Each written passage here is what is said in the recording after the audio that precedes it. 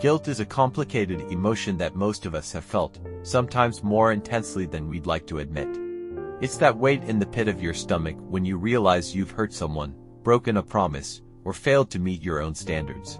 What makes guilt so difficult is that it tends to stick around, even after the moment has passed. It can linger in the background, surfacing when we least expect it, and constantly remind us of what we could have done better. But not all guilt is bad. In fact, it serves an important purpose. It's a signal from our conscience, letting us know that our actions are out of alignment with our values. Without guilt, we wouldn't have that inner push to reflect on our behavior or try to make things right. In this way, guilt can actually be a catalyst for growth. When we acknowledge it, we give ourselves the chance to change for the better, to repair relationships, and to live more in tune with our principles. However, guilt can quickly turn from a helpful guide into a heavy burden if we let it take over.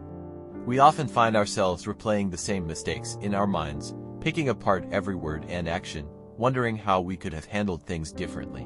This mental loop can trap us in a cycle of regret, preventing us from moving forward.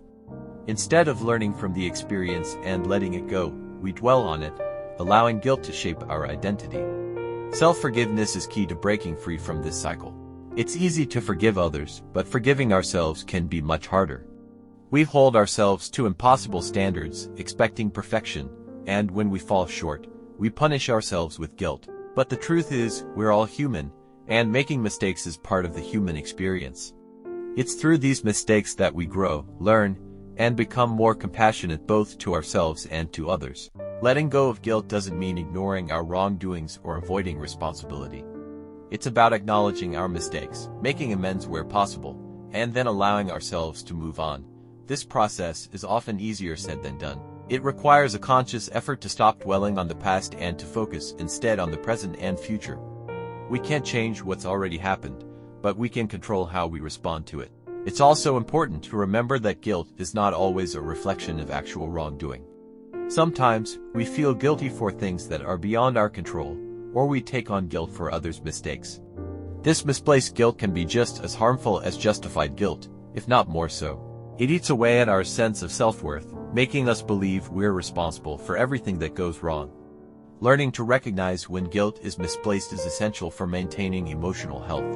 We need to learn to differentiate between situations where we can and should take responsibility, and those where we need to let go.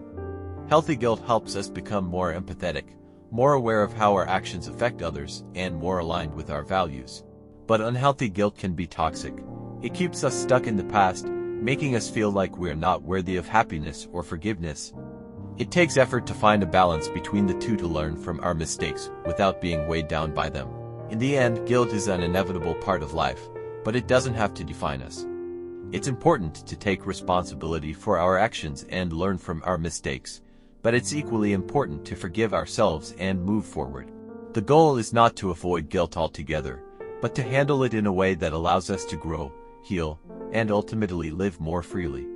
When we learn to manage guilt, it stops being a source of pain and becomes a tool for personal growth.